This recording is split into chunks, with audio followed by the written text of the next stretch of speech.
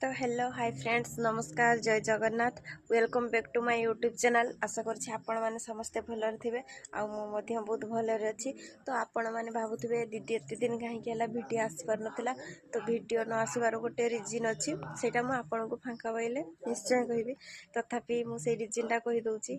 तो प्रथमे मो पुअर देह बहुत खराब थिला, जोथि पई कि आमे प्राय दिन हॉस्पिटल घर रु हॉस्पिटल एमती दौड़िलु 8-10 दिन हे गलानी। मो पुओ को थंडा ज्वर जमा भी छाड़िलानी। ता देह असुस्थ थिला आ मोर भी देह बहुत असुस्थ थिला।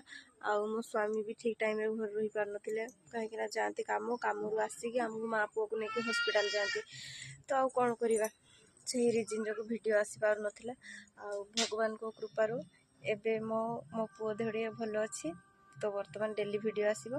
आ आशा करछि आपण माने मो वीडियो सब मो यूट्यूब चैनल रे देखि नेबे। मो यूट्यूब चैनल QTV 143S रहिले। नमस्कार जय जगन्नाथ। आज काली आसता काली ठारू आपण को मो डेली ब्लॉग छाड़ीबी।